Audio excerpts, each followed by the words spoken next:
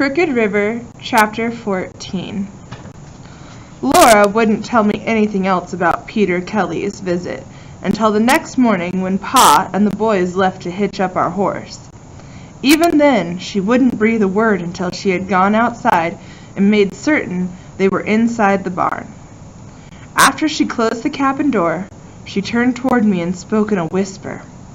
I was so startled when I saw that it was Mr. Kelly yesterday. I didn't know whether or not I ought to let him in. What did he say? Laura took a deep breath. Well, he was full of nerves, I could tell. You should have seen the way his face was flushed, as if he had a fever, and he talked so fast I could hardly keep up. But he said he knew our Pa believed in his heart that Indian John had murdered someone, and maybe he had, but he wasn't certain himself, and so all he wanted to do was talk to Indian John. Just talk for a while, and try to find out the truth. Laura looked at me wide-eyed. I was wrong to go against Pa, and I let him in, wasn't I? No, not so long as Pa don't find out, I grinned. Laura straightened her shoulders and pressed her lips together. Well, I did let him in, even if it was wrong. Her voice fell to a softer whisper. And he brought me a little handful of spring violets, too, she added. Violets? Over here. She led me to our wooden chest. I put them inside with our other things. Sure enough, inside our chest was a knot of flowers from the woods. Delicate purple ones. Me and Laura dearly loved violets. I know I shouldn't have taken them, she whispered. But no one ever gave me a thing like that before. And I didn't know what to do. Truly, I didn't. Aren't they beautiful, Reb? She lifted them up from the teacup of water where they were setting, and my heart pounded, fearing that Pa and the boys might come stomping in. Maybe you shouldn't keep them, I told her in a jumpy voice. My eyes darted from the flowers to the cabin door and back again.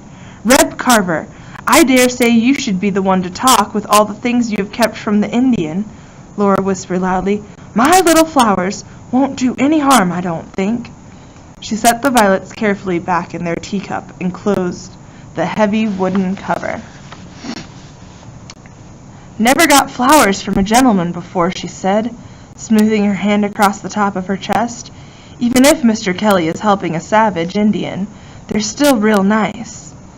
I didn't say a word, just hoped in my head that Mr. Kelly was smart enough to know that he could get me and Laura in awful bad trouble with Pa if he kept coming around to our house and didn't watch his step.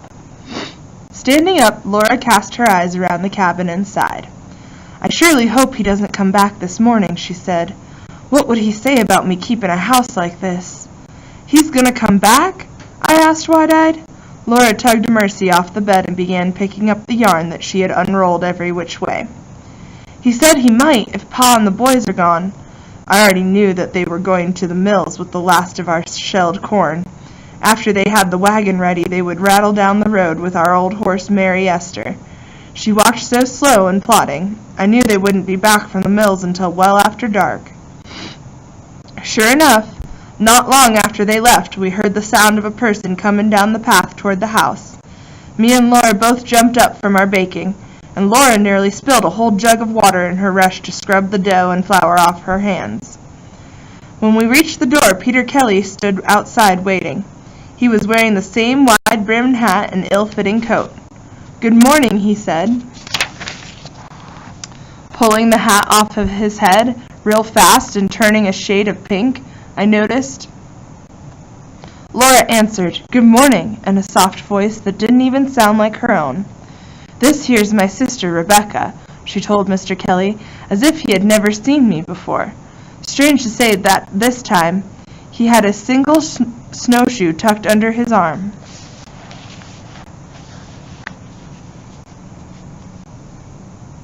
I held the snowshoe from Red Hair in my hand and touched the smooth curve of the wood made from the straight white tree that grows among strong snowshoes. My fingers traced the paths of the netting, woven tight as bowstrings, by Ricebird's quick wooden needle. Red Hair asks me, Did you wear this snowshoe in the moon of the big spirit? In the moon of the suckerfish? In the moon of the crust on the snow? Ayah, ayah, ayah. Yes, yes, yes, I sigh. I do not see why my friend asks such foolish questions. How does he think I would walk in the winter moons when the snow is deep and the freeze is hard?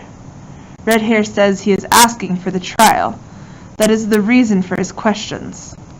I tell him I do not see why the white man's trial will need my snowshoes.